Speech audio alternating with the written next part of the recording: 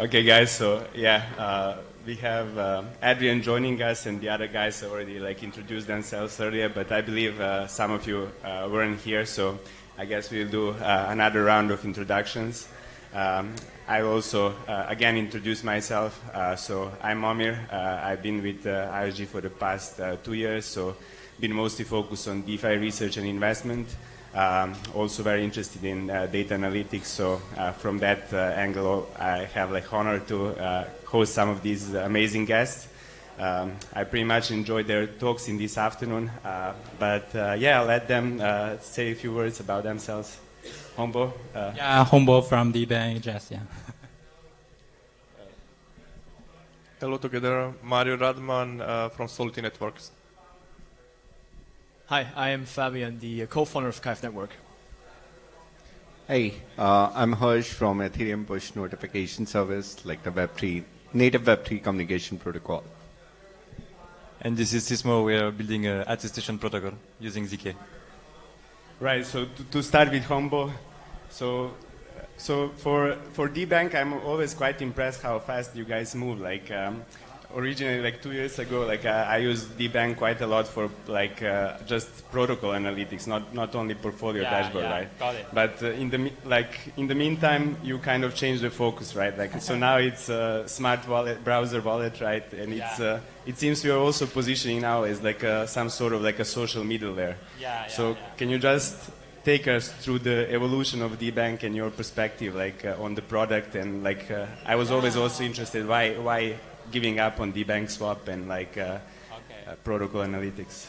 Okay, cool. I think your question is about our products. Maybe right now we also have 3 products. I think one product is about the Debank's portfolio tracker, and one is the Riewe for help user to do the interactive on the Web3 application. It's a Chrome extension, and we also provide something like the Open API for our Debank. To be honest, as I talked before in my slide, at the first time we are trying to serve the problem, which is how can help user to be able to trust the DeFi protocols, to trust all of those smart contracts. So at that point, we have built the DeFi portfolio tracker. We have trying to build the extension wallet. So, and also some analytic dashboard, right? Like the TVL, like the DEX volume. Yeah?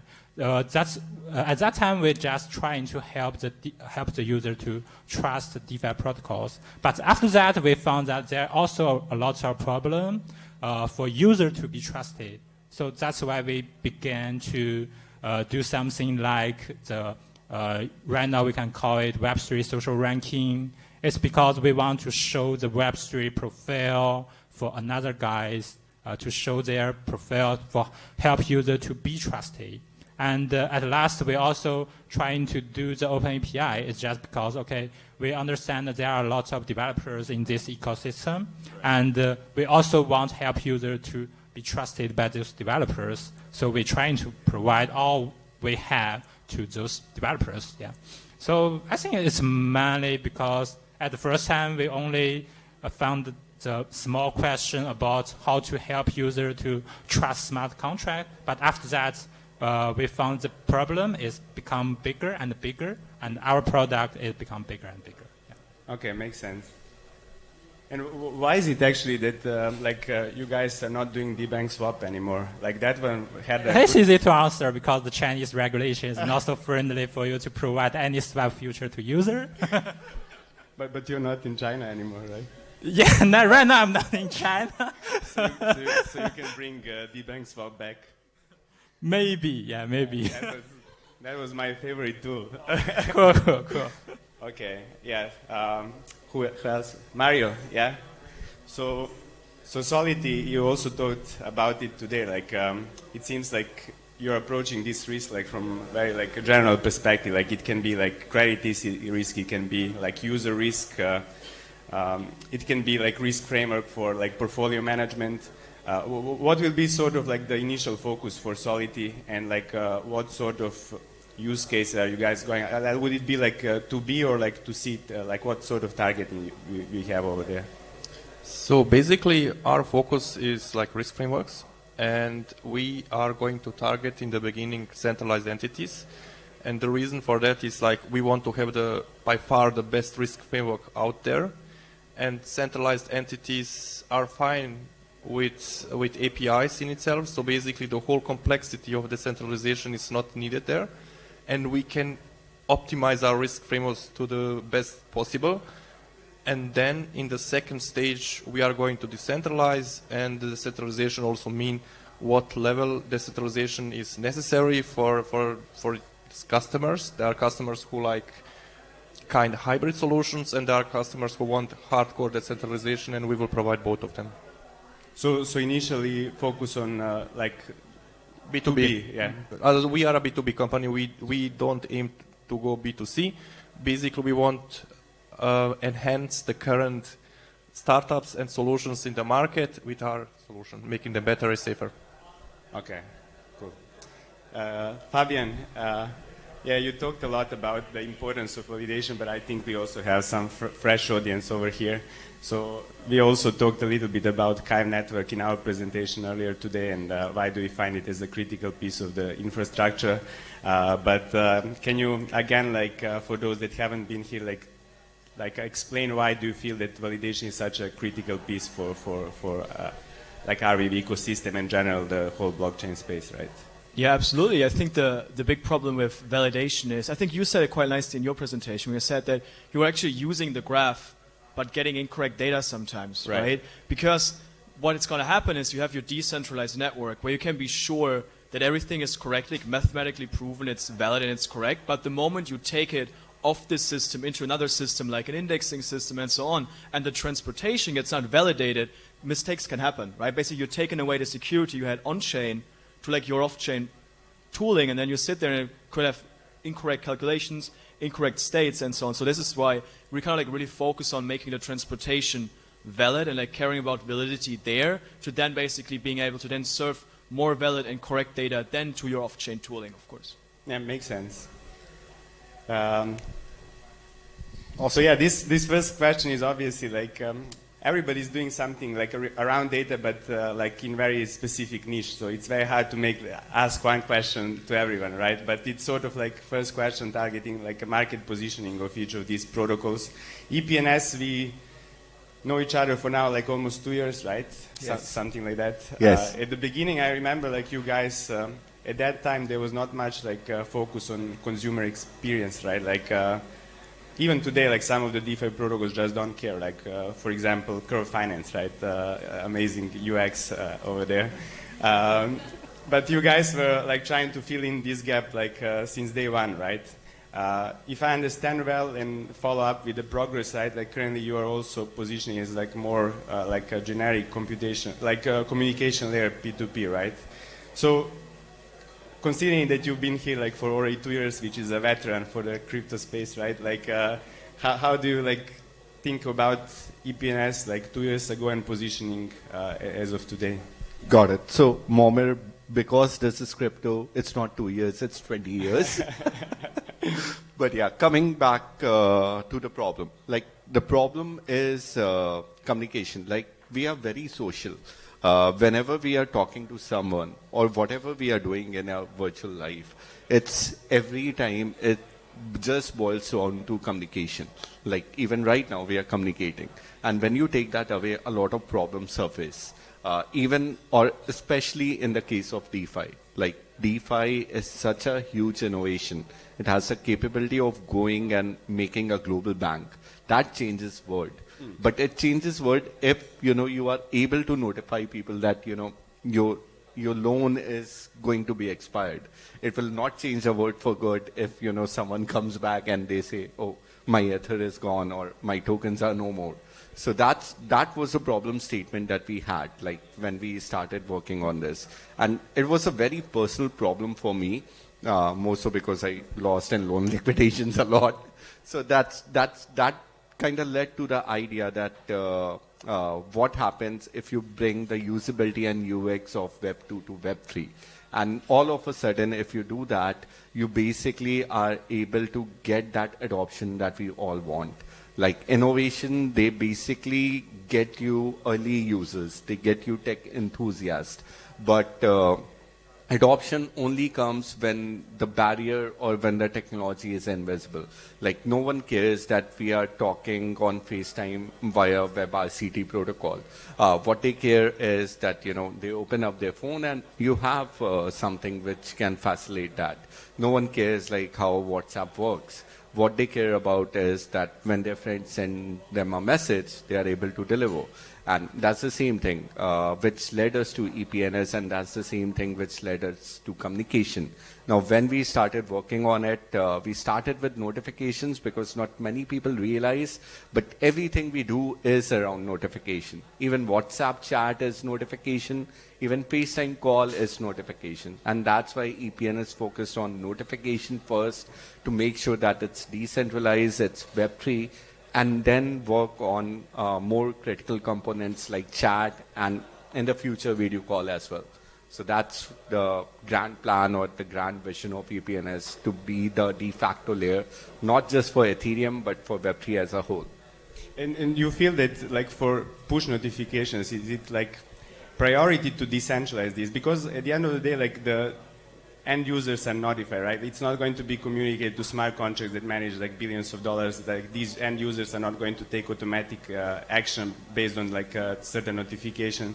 Do you feel that for push notification protocol, like decentralization, like is an important narrative, or like you feel that like being centralized that for this sort of service is also fine?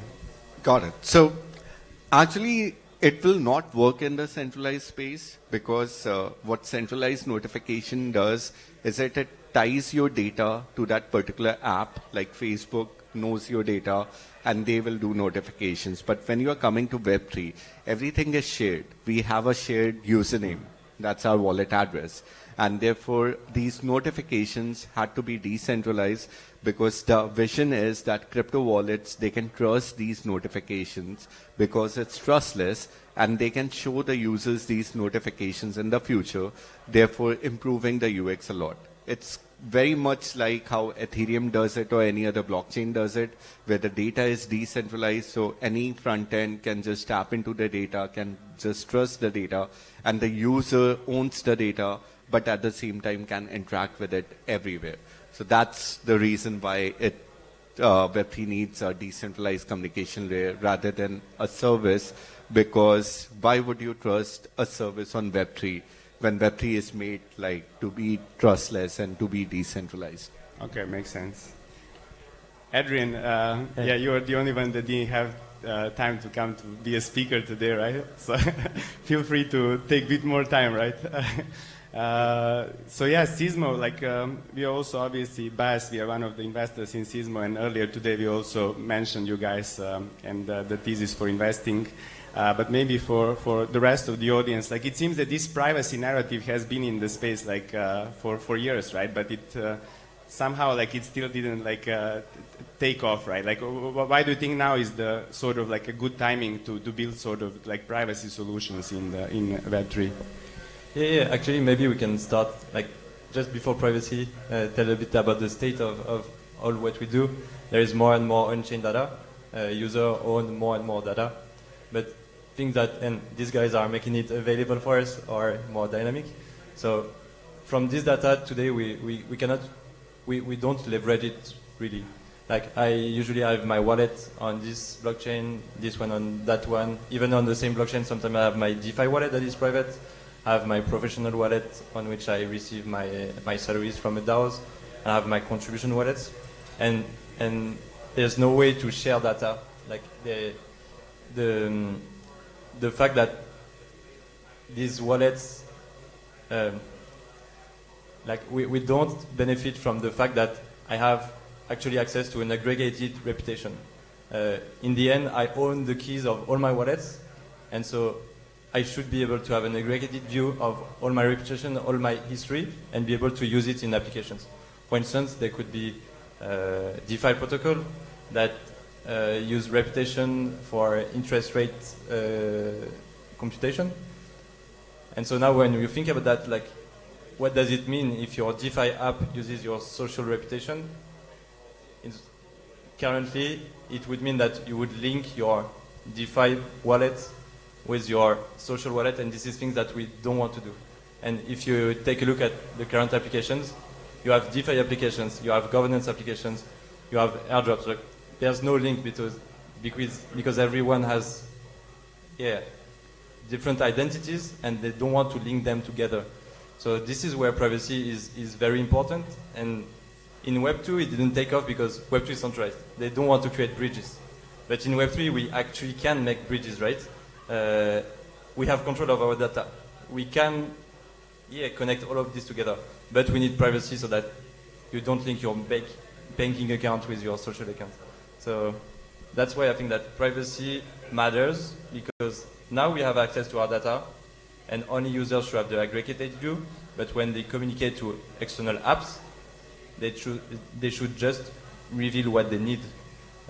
If I need to prove that I'm an Ether holder, I don't need to prove that I have this specific address with all my history. So that's the whole reasoning why I think it's a great timing for privacy.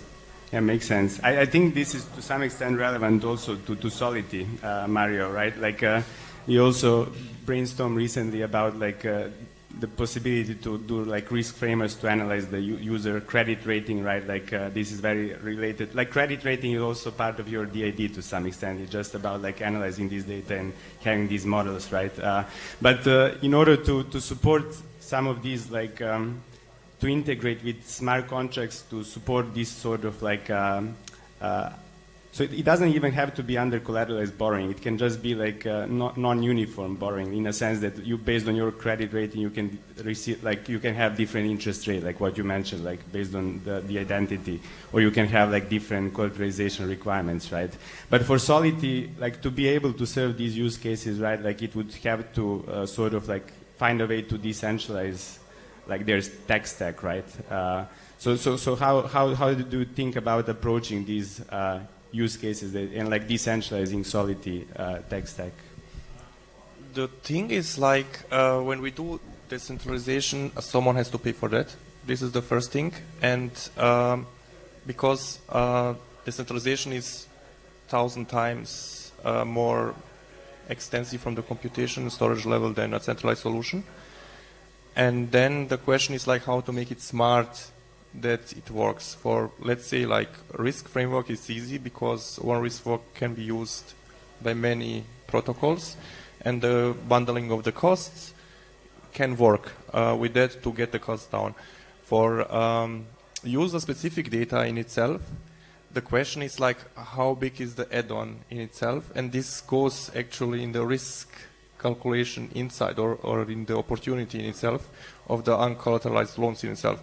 And for us, it's like one part is like addressing the part trustworthy to the person, and the second part is like risk sensitivity, what we're also getting out of it through the trading history of the wallet, of the identity. We can also see his behavior in the past, and through our unique solutions like volatility index, we can see how he behaves through different volatility times, and with that we can get this information, provide like strategies, what investment can be done. About the topic, what you are asking for the user, like about decentralization of the whole infrastructure, I would say like we can make everything 100% decentralized. This is not a problem. The thing is like it's going to be like more expensive. It will be slower in itself. But the question is like, does everything has to be decentralized? Can we make some part off-chain calculation and some part on-chain? Do we have to have storage 100% decentralized, or can we use immutable databases who are centralized? I believe these questions will define a lot the computation power we are building our solution and the cost in itself. And what we learned from the space currently, not many of the protocols are decentralized. They are aiming, it's marketing, but they are far away from real decentralization. Maybe this is going to change. But on the other side, what we also learned, there are a lot of new projects who are building like next generation of these projects what we have, and they are hardcore fanatical about decentralization. So what is going to be like in 2 years? Solity network doesn't know, but will provide both solutions. But if you go for like a decentralized use case, I assume like you would also have to have like a open source database, like open source, because there are two parts of the protocol. First, like data, and the second one, like machine learning models that analyze this data and produce some like risk metric, right? Yeah. Do both of these need to be like open source, and if they are open source, like where is the moat, right? Like is it in data itself, or is it in machine learning models then? I believe in the beginning, like the value is in data, because data is not available, and this is the prerequisite for everything. Once the data availability is there, machine learning is going to play a major role. How do you build it? What does it mean efficiency? What does it mean decentralization? And so on. But this is the second stage. For us, like, I mean, the question is like, how much data do you take for the calculation, for the risk framework in combination with decentralization? We believe not necessarily everything has to be open. You basically have to ensure everything which is written in the database is unchangeable, and you have to ensure that data you got is validated and in the right way stored there. And in the end, our customers will care about the risk and not about one specific parameter, but he has to have the opportunity or be able to double check what kind of data was used, how it's stored, and so on. Okay, makes sense. Hongbo? So like a few months ago, I think I read like in Chinese news that you guys are going to do like a Debank chain. But like a few days ago when I was thinking about this panel, I couldn't find anything about it, right? Like, and like in like there is no English version about the document. Like so. Is this like still plan, and like if it is, like why there is a need like for you to decentralize data stack, and what would it mostly be just for storing the data that are you currently storing in centralized servers, or what would be like the role of this Debank chain? Yeah, got that. We still talk with a lot of layer 2 teams to find the final solution, and I can't say right now, but we will have a chain for Debank, but it won't be for all of those data on the Debank, because you know that most of the data we provided for user is something like if we talk about your portfolio, right? It will be changed every second, right? Maybe the token price will be changed. Maybe you will do any action to change your value, right? So those data is not so stable and not so valuable. I mean, so we won't store everything on the blockchain. But isn't that like what Ceramic is trying to address, like storing this sort of data that is mutable? Yeah, so something like, okay, I mean, I think in this industry, trust is the value, right? So we help the user to gain a lot of trust. Like, okay, some of guys on our platform now, they will have 20,000 and more followers. The follower means that I follow you, and means that, okay, I trust you. I trust you means there are a lot of value here. So in our opinion, we think, okay, the follower relationship should be stored on the blockchain, because its value belongs to the user. She should own this value by her own self. So we will try to identify which, okay, maybe some of the data is the high value and maybe immutable, and we will try to store it on the chain. But if something is just, okay, not so valuable and always update, we won't do it on the blockchain, yeah. And you mentioned like you're looking at L2 solutions. Yeah. Recently, everybody's going to Cosmos, it seems like. What do you think, like... Cosmos? What do you think, like, I personally feel like L2 app-specific rollups are much better than Cosmos, like app-specific chain, but I was curious, what do you think about it? Because you said, like, you're looking for rollups, right? Yeah. We are trying to looking for some rollup solution, because in my understand, if I choose the Cosmos, I also need to do the consensus layer. We need a lot of validator here, right? So the security is based on our validator. I don't think it's not valuable, but it just we don't want to care about those things. We want to focus on our products, focus on our user, and focus on our data. So that's why I think we will more prefer to choose a layer 2 solution, because the security is based on the layer 1, right? So we don't need to care too much about the validator, the security, yeah.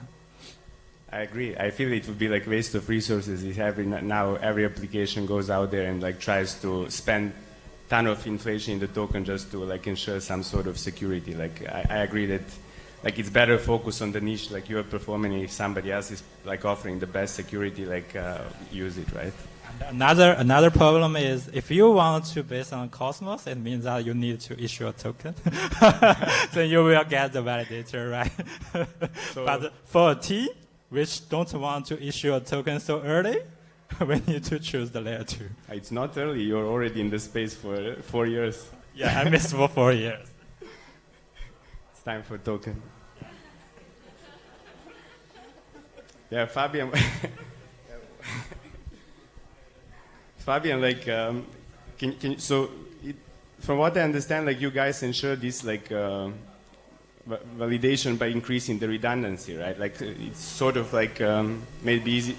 It's how blockchains work. Like it's all about increasing redundancy. Can you just like explain like how and why like everybody should trust like KYVE that once they claim it's validated that it's actually there is no room for error?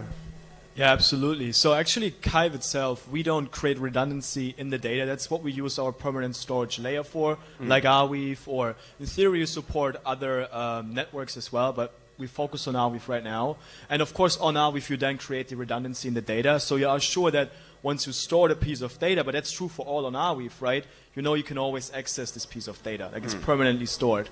Kind of like why KYVE basically is trustless is because we have created a fully decentralized network of nodes, right, using this voting mechanism and then ensuring that the data is valid, right? So because we are linking basically the vote result with the Arweave transaction on our chain, right, we always know that this piece of data that's stored on Arweave permanently is going to be correct from our network, basically.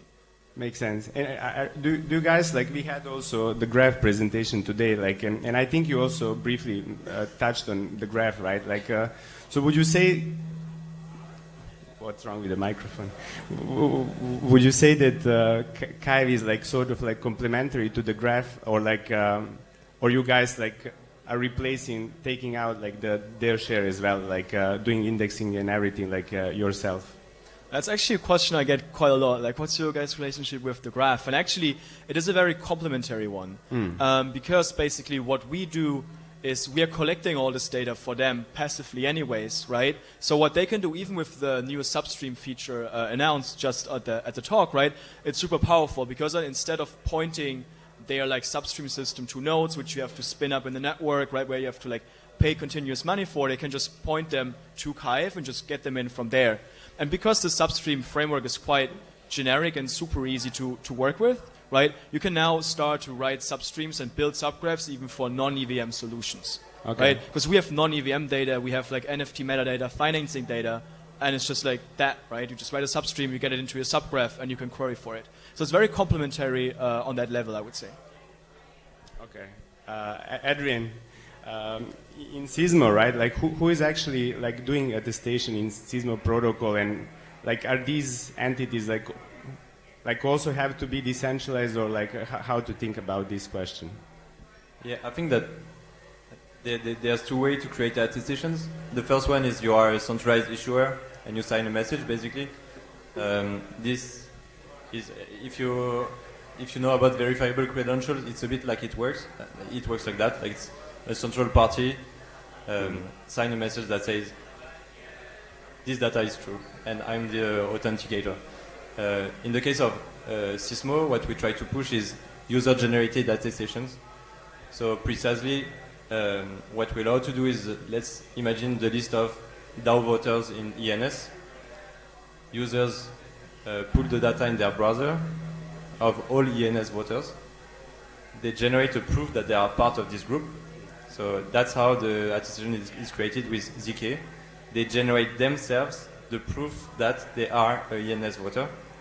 And then this ZK proof is sent on-chain and verified by a smart contract that then issues the attestation and the ZK badge. That is the NFT representation of the attestation. So just want to say that here the attestations are user-generated, trustless in a way. So there's not that much trust in this kind of attestation. Okay, makes sense. Yeah, this one was complicated. Yeah.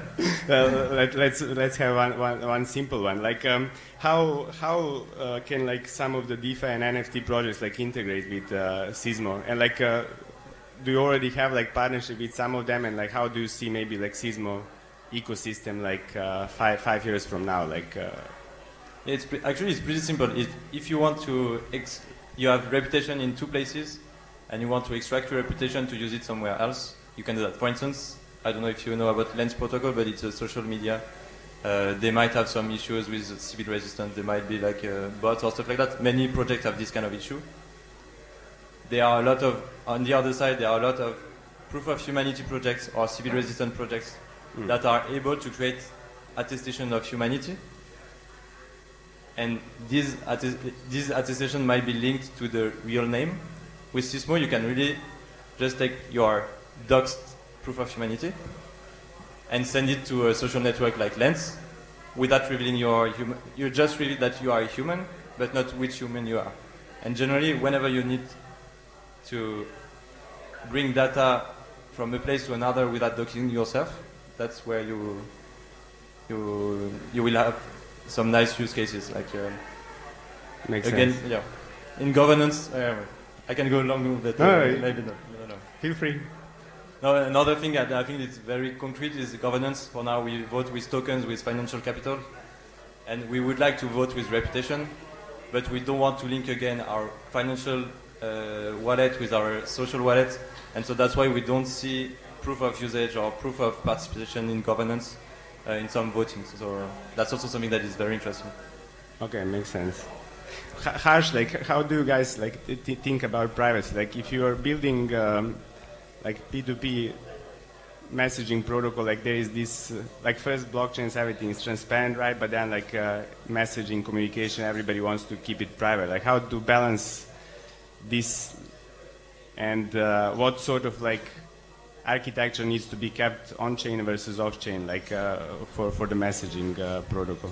Got it. So this is like a really awesome question. There are 2 ways by which we envision this to happen. Like the first way is like you are a wallet and you have your blockchain data, and now the protocol is communicating to you about things that are going on in the blockchain, which can be your EPNS domain expiry, or it can be your DeFi loan liquidations. In that case, the communication can be plain and simple, and it's already on the blockchain, so it doesn't matter much. Coming to the other part, like the part when you are chatting, or the part where protocols need to send you messages or even encrypted transactions, at that point of time, we leverage something that we call like dynamic encryption or encryption independent content, which basically means that for now, the encryption we have, they operate on the public and private key of the user. But because we wanted to keep it like way future forward, so the way encryption occurs is that it's always assigned a type. And as we move in the future, and as we see like better encryptions coming up, like there's one which we are developing for chat, which is PGP plus the private key of the user. So that way what happens is like the content is encrypted by the public key of the user, or the PGP key is encrypted by the public key of the user. But because it's an asymmetric encryption, only the private key of the user can extract the PGP key out. So you can still send communications out which are open, which can be tapped into any other crypto wallet, but only if you are a user of your wallet, and only if you are able to prove the ownership will you be able to extract the content out. So that's like one of the ways by which we are approaching encryption. At the same time, we know that encryption levels or encryption standard, they keep on changing every 4 to 5 years, and that's why we have this content independent thing cooked into it. And what are sort of like unique opportunities that can be unlocked by like a decentralized communication protocol versus like a centralized encrypted like messaging protocol.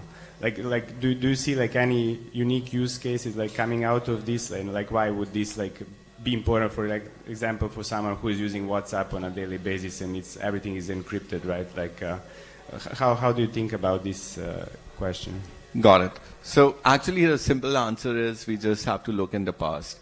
Like if this was true, then after email, nothing should have been invented, because why go to WhatsApp when you can do something on email, and why go to Twitter when you can do something on WhatsApp? The thing is, like, we usually operate in a way with the identity of the platform. So in Web3, the identity becomes a wallet address. So now either you basically go for a very indirect communication wherein the wallet address would say that this is my WhatsApp number, and then you message it out. But most of the time, or all of the time, the much cleaner approach is that your username is your wallet address, so you just send communication directly to them. So that's one of the point why it's important. The other point is, like, unlike Web2, Web3 is shared. Like, you have shared username. I use the same wallet address for Aave, then I use the same wallet address for EPNS, for Gitcoin, and so on and so forth. Because of that, the data is shared between the dApps, and therefore the communication also needs to be shared between the dApps. Otherwise, how will a crypto wallet tap into your wallet and say that these are the communications for you? Because your username is not changing between dApps to dApps. So you need a way by which you can tap all the data and can show it out. Makes sense. And also, like, I would assume that this sort of like messaging protocol would be composable with like finance applications on chain, right? It would be composable with everything else that's built on chain. So for example, you would probably just be able to type text and send money like to someone within like just with the P2P exchange, right? Exactly. So the way this protocol is built, it's built to be super flexible, because that's a communication protocol. You need to be super flexible. It's built to send any data, whether it's on-chain, whether it's off-chain. It basically depends on the user or the protocol, what they want to send. And that's why we introduced this content independentness, which basically means that the JSON payload defines what the data will be and how it will look and how it will interact, therefore making it more robust and opening more use cases in the future. Like in the future, we see even OTP coming from on-chain or a Web3 solution. Like, it might not be on-chain, but we think that it will be a Web3 solution. And even if that happens, the protocol is designed to adapt into that. In fact, one of the cool things that we are working on the protocol right now is about governance. So right now, governance, it suffers from voter apathy, which means that the voter doesn't know why the proposal is important. And at the same time, we are expecting users to open their desktop, even if they know that a proposal is coming, connect to their wallet, then go and vote it out. And EPNS just makes it super easy, because now we will have, or very soon we'll have a notification type wherein these governance proposals can come directly to your Chrome extension or mobile app with a yes and no button. And you just have to say yes and no, and that's about it. So that's how we are envisioning how the process and UX and UI will evolve in the future. Makes sense. Hongbo, I think you had one question from the audience today about like who are the users of like Debank API, right? And most of them are like centralized in a sense, like services, right? Now that you build like Debank chain, I assume like you envision also some sort of like new like use cases and potentially like even in the decentralized world that can be built on top of like a Debank data stack. If so, what sort of like use cases are you thinking about? Yeah, just as I said before, we are focused on the trust problem, right? So we help user to trust DeFi protocol, and we also help user to trust user.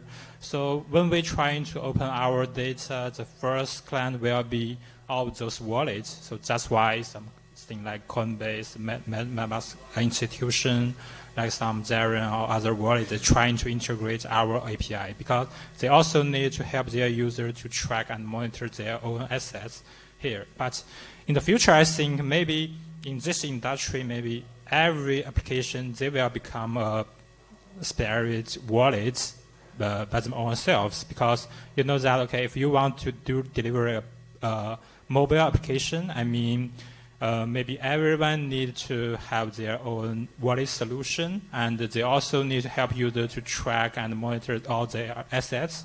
So I mean, maybe every application will be focused on the different scenario. Maybe some of them will focus on the NFT trading, some of them will focus on the DeFi, or some of them will focus on the social. So, but everyone have to help users to track their own assets here. They need to help users to manage their token.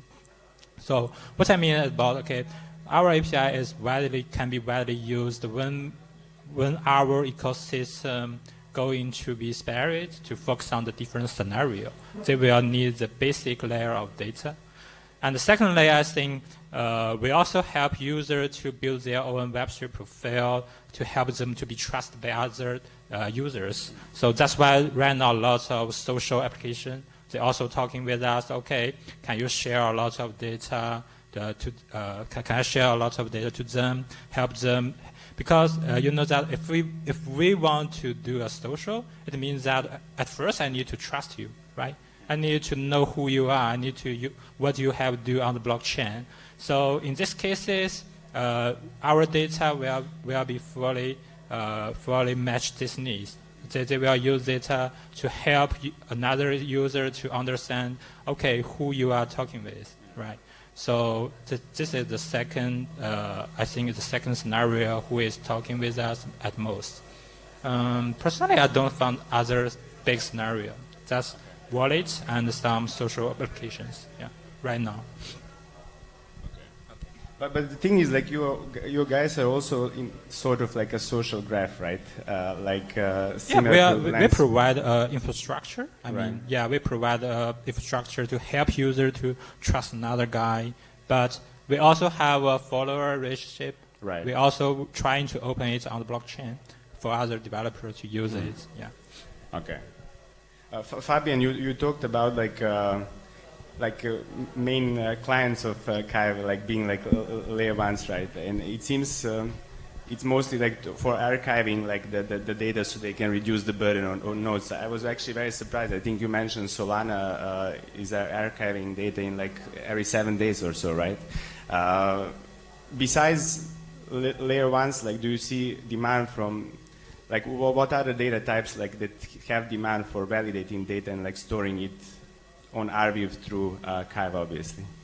Yeah, actually, it can be any kind of data where you would see there's some need for decentralization. So even here at the conference, I met super interesting people, one working with climate data, right? And they have this open data set of climate data. And they were thinking about, well, how can we start decentralizing that data and then making it available like for other people, basically just like turning data that's just privately available into a public good, right? Because it should be a public good.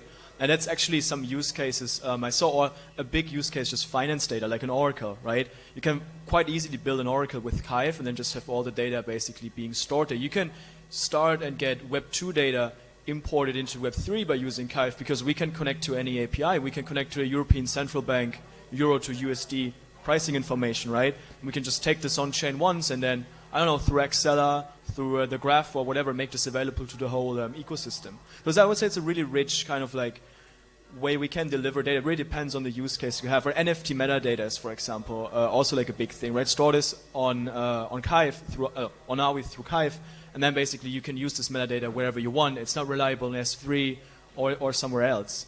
I would say that's like the big use cases we have coming up on this like non-archival process. Makes sense. And yeah, maybe one more final question, right? Like, I think we are wrapping up. So you're obviously all like very smart guys, like, but you all have like limited time, right? So if you could clone yourself, like what would be like important problem in the data space that you feel like it's necessary to address at this point of time? like, what do you think are still like the missing pieces in the data space? Like, probably this is a question that is general and everybody can answer. So maybe we start from Hadrien and go this way. Yeah, I think that there should be more data liquidity, ability to share data from a wallet to another wallet. Sharing data from a DID from a wallet, from a blockchain or another blockchain or from two wallets. Okay. And data should be liquid. Okay. Assets are liquid today, but data is not liquid. So let's say you think that, for example, if you own two wallets, or like if me and you share some data, or is it like just me controlling my multiple wallets on chain? Like it's more the simple fact that if I want to prove to you that I'm a holder of any token, let's say EPNS, today I must share my wallet to you. You mean EPNS?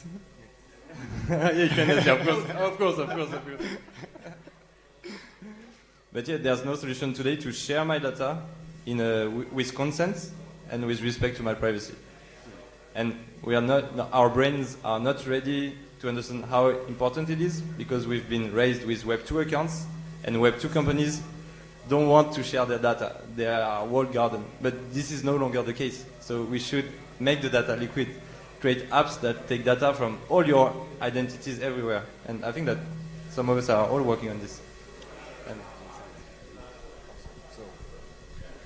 All right. So the first 5 clones probably on EPNS, but maybe the sixth one. Sixth one can work on solving more UI UX problem. Like I genuinely believe like we all are working on some very new and very groundbreaking things. But for us to get the users, we need to solve a lot of things. Like even for example, I was listening to this talk by ChainSafe, and they were saying something as basic as when we speed up transaction from a crypto wallet, the dApp doesn't know about it and the interface is broken. And it's very easy to adjust that if the dApp can just talk back to, or the crypto wallet can just talk back to the dApp. So I would say I would put probably my clones on UI UX, because that's something which I feel we can do in a much better way than Web2 if we put our heads on. So yeah, 6-1. No. Sure. For me, it would be actually better data oracles. So having a better access to data from a read perspective.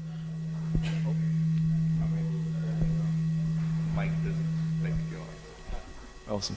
So basically better and more reliable access to data. I think we talked about this here with some people here already. It's like there's such a crazy demand of getting data into your system, working with your data, figuring out like the data points you need from this very rich data ecosystem.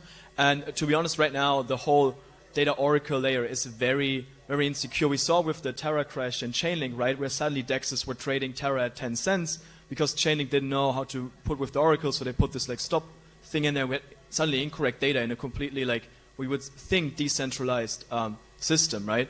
And it happens basically all the time. You said it on the graph, right? Like whoever builds some application, runs a DEX on it, we are all running into some big risks. And I saw some oracles out there that claim to be, well, like real-time oracles, but they validate the data after it's stored permanently.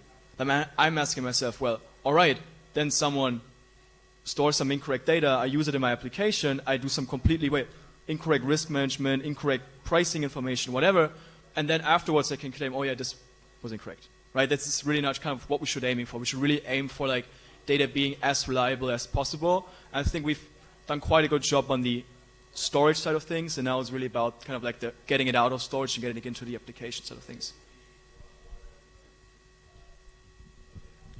I like actually your answer about oracles, especially as we basically see oracles as one of the risk factors, and you would be surprised when you see like what you're getting from Chainlink.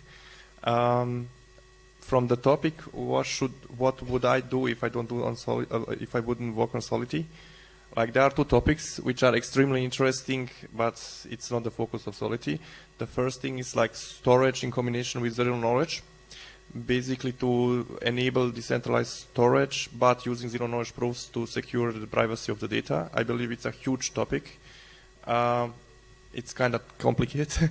topic in itself, and the second part is like doing machine learning, but federated machine learning concepts, because I believe they can like reduce the cost drastically if done reasonably good. Honestly, if I can clone myself, I won't do something about the data. What I really want to do, I think, is about we really think about the Web3 application security problem at the front end source code.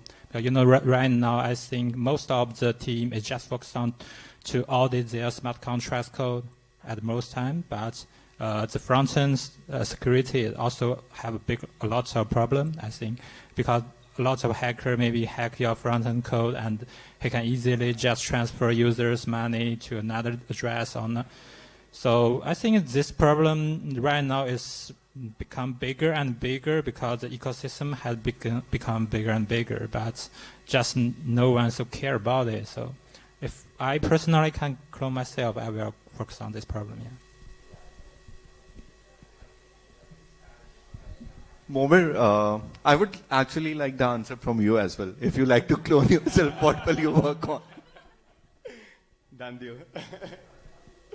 Yeah, I think that's it for today. Yeah, thanks a lot for the time. I guess for taking the afternoon. Oh, you have also questions, right? Okay, let's let me first thank them. Yeah, thanks a lot for taking the time, for taking the whole afternoon to spend here with us. And yeah, let's give one more chance to audience. I think he already has a few questions.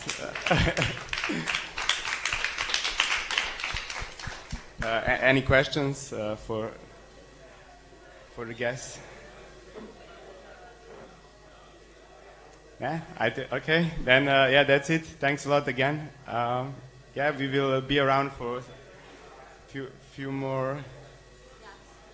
Yeah, socializing for about 1 more hour. So feel free to reach out if you want to chat. Yeah. Thanks a lot for coming. Guys. Yeah.